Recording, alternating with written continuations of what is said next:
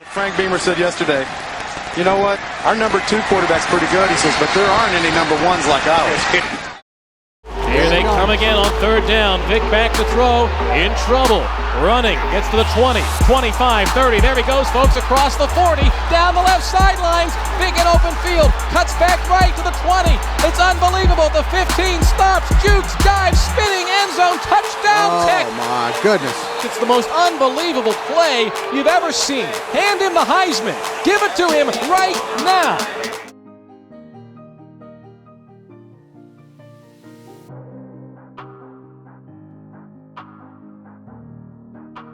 By this time in the year 2000, everyone knew who Michael Vick was. But we're more interested in what you didn't get to see. In our last video, we showed you Vick's incredible freshman year at Virginia Tech. If you missed it, here's the link. While most people would say that his sophomore year was a disappointment, we see it as a what might have been. And I bet you don't remember the 2000 final BCS standings.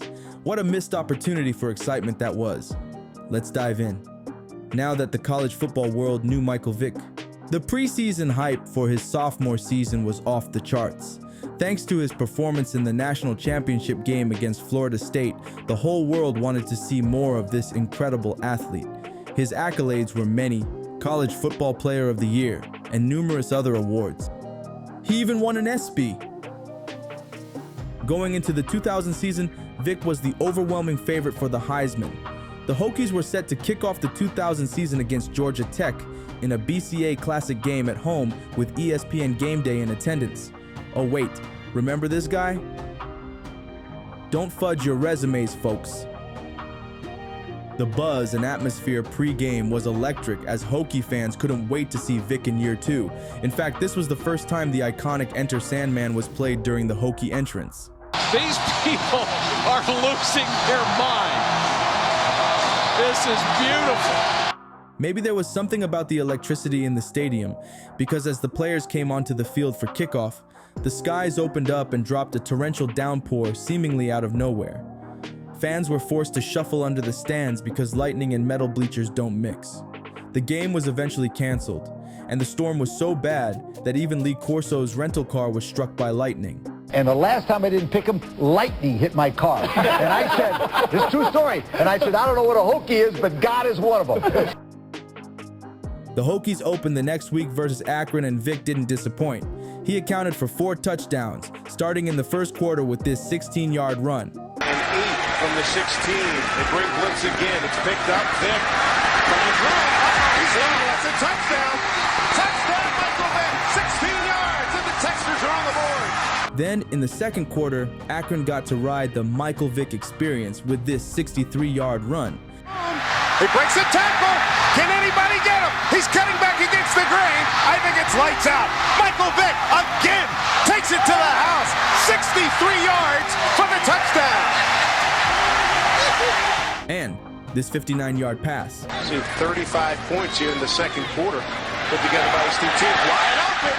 Johnson downfield 20, 15, 10, 5. Touchdown Virginia Tech. Michael Vick does it again. 60 yards on the TD pass. Vick was responsible for 288 yards and 4 touchdowns.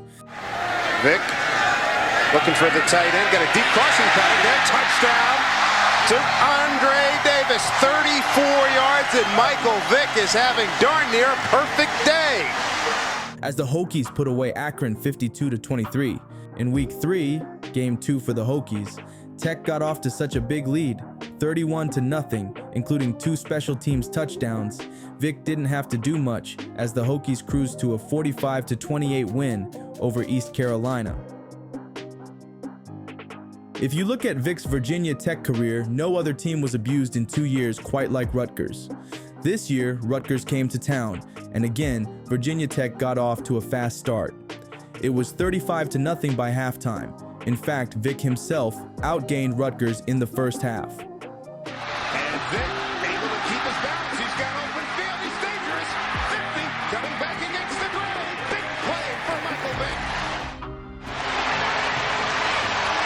It's flanked up to the right. He's a loose again. Look at Michael Vick. It's a foot race. 20, 15, 10, 5. Back out of bounds at about the 3-yard line. First and goal for Virginia Tech. This guy's Superman. Just watch this play. Almost tackled by the backup nose guard. Unbelievable speed for a quarterback. Michael Vick is a walking time bomb. 45 yards. He had nothing going, and he broke a big play. Leading Virginia Tech to a 49-0 shutout. The next week in Boston, Vick put on a Heisman-like performance. The Hokies got off to another fast start as Vick marched the offense 80 yards, chewing up over 5 minutes on the first drive. Then, Andre Davis took a punt 71 yards to go up 14-0. Boston College quickly fought back to tie the game at 14 early in the second quarter. Then the Hokies took the lead for good as they went up 35-21 at the break. But Vick's 82-yard touchdown run with 11:04 left in the game is what everyone remembers when he scrambled off a pass play. Here's the blitz. Vick dodges out. Look at him run. Oh, my gosh. Foot race. He's got one man to beat. He's got a shield downfield. Michael Vick. Amazing. They can't wrap him up, and then it's turn out the lights. 4.25 speed, faster than anybody on the field. Forget about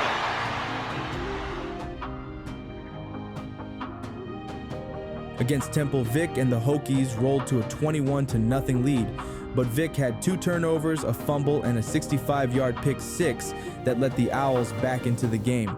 The story of the game was the Tech defense, though, which only gave up 116 yards of total offense. At this point in the season, Vick was the clear frontrunner for the Heisman.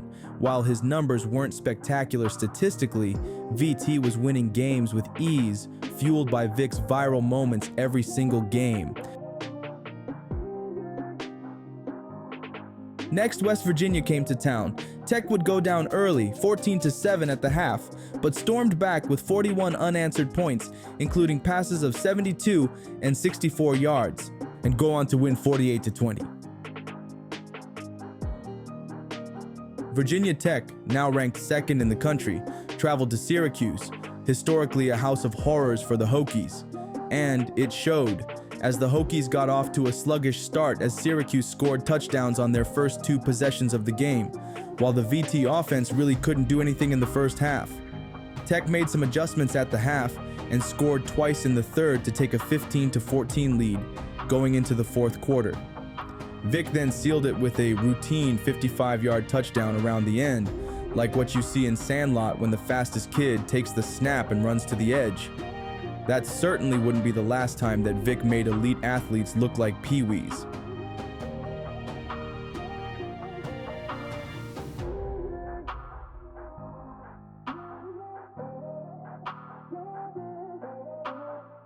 Next, a 5-1 Pitt team came to town for a night game, which was Virginia Tech's last hurdle before the top 5 showdown at Miami the following week.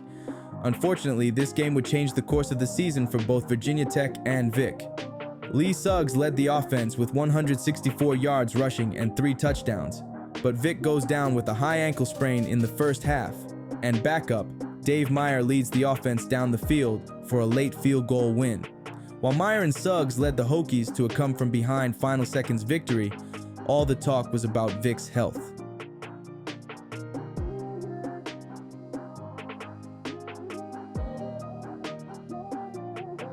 With Vick's health in question, the Hokies traveled to South Florida, setting up a battle of top-ranked rivals, number 2, Virginia Tech, and number 3, Miami.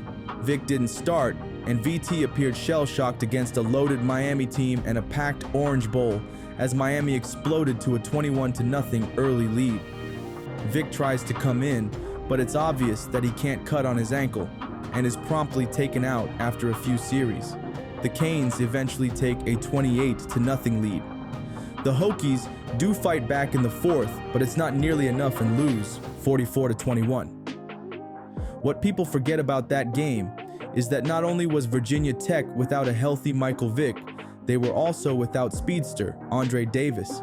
Lee Suggs had a pretty good day, rushing for 121 yards on 23 carries, so losing a deep threat like Davis severely hampered the offense. With the best team on the schedule behind them and Vick unable to play on his ankle, the Heisman and national championship talk ceased.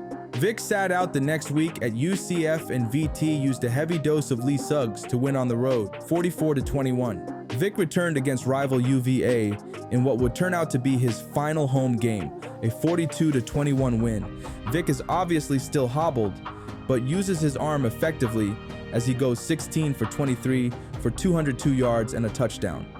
The Hokies finished the season 10-1 and number 5 in the BCS.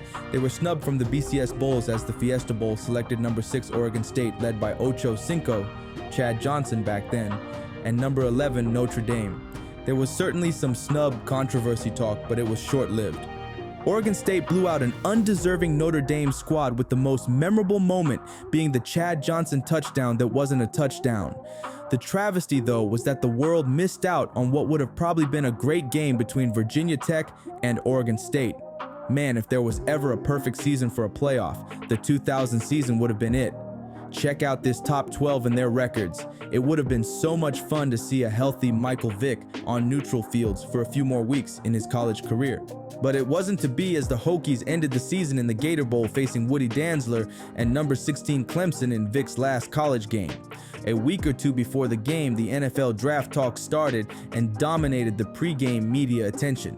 VT rolled to a routine 41-20 win and finished number 6 in the polls, even though they were number 5 before that. How much fun were the college football polls back then? Imagine if NIL existed in 2000. Would Michael Vick have stayed at Virginia Tech for at least one more season? He did make a statement once that he loved his time in college, and if it wasn't for money, he would have stayed. When it was time to declare for the draft, I didn't want to go. And I came back home to think the decision over with my family and talk it over with my mom. I just looked at the surroundings and everything that was around me, and I looked at where we was living, and it was a no-brainer.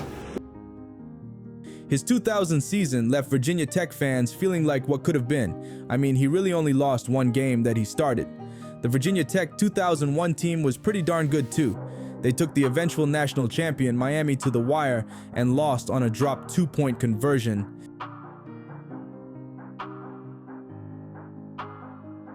That backfield included Lee Suggs and freshman Kevin Jones. Imagine a backfield that included Vick and 2 NFL running backs, Suggs and Jones. Talk about a Pony Express.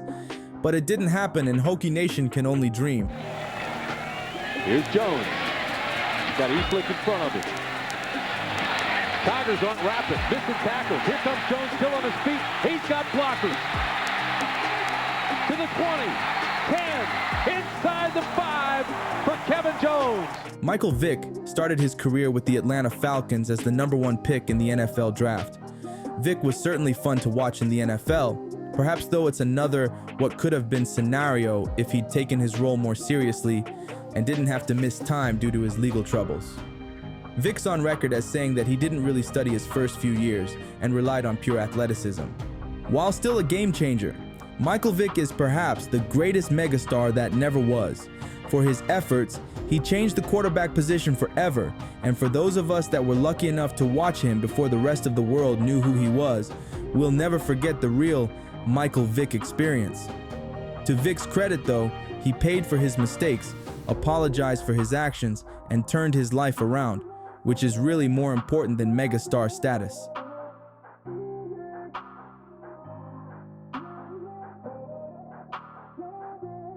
Oh, and one last thing. How many of you thought of Michael Vick when you saw Willie Beeman in Any Given Sunday? Let us know in the comments. Thanks for watching, and we have more great content in the works.